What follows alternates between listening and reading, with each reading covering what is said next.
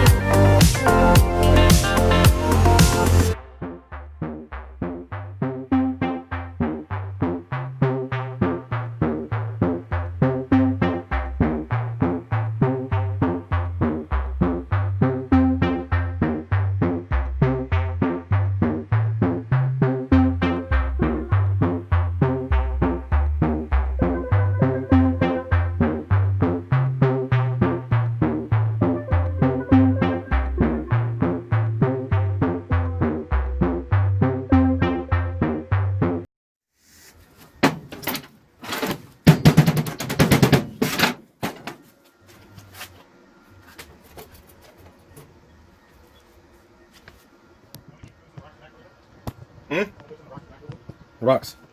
Yeah, you can do that while we're waiting, huh?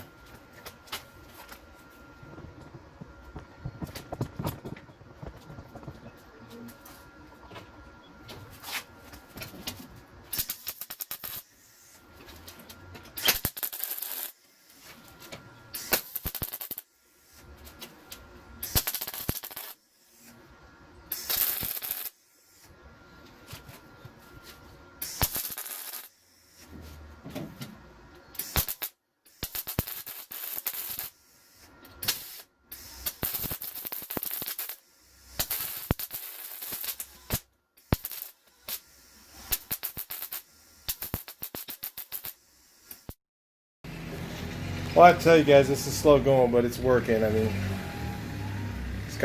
it's almost a butt weld, and I have to kind of melt the edge. Sorry about the background noise. I'm trying to move some rock.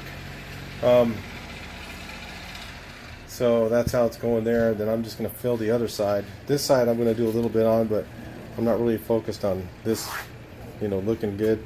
The other side I kind of want it to look better. Let's do a little bit. Let you guys watch in real time for a second, and then I'll go back to hyperlapse.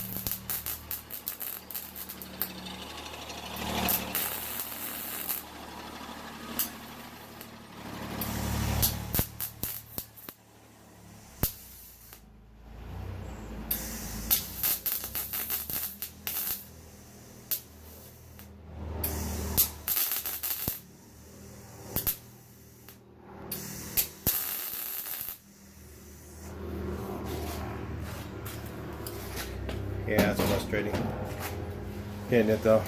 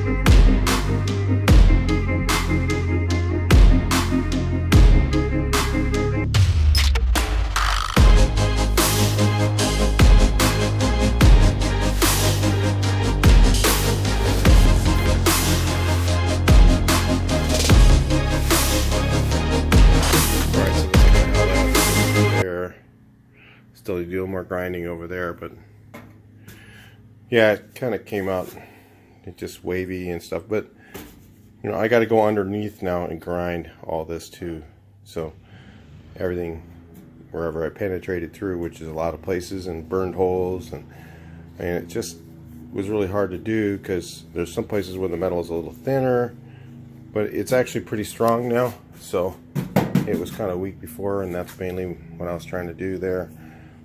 Now I got to get that thing out, but that's going to be in another video, I think, by itself. I started to peel it up, and it's going to take forever. So we got these here ready, and just about, I got to go through and do a quick hand sand. So I had to prime a couple areas on them. And I'm going to do a little sand with some real fine paper, and then we'll get those painted up.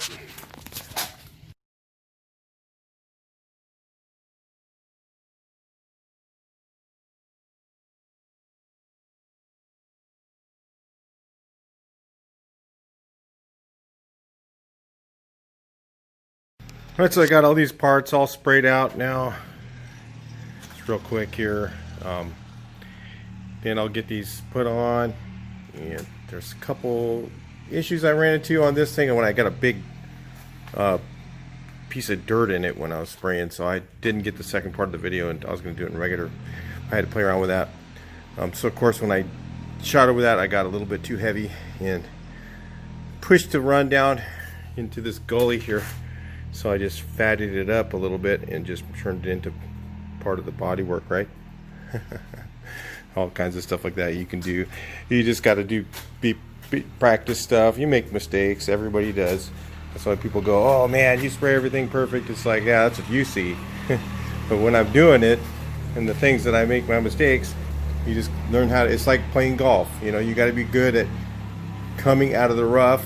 You know, the best golfers make a lot of mistakes, and then they come out of them on the next stroke. So it's all about stuff like that, fixing things. I got a little bit dry on this side, a little bit too much orange peel.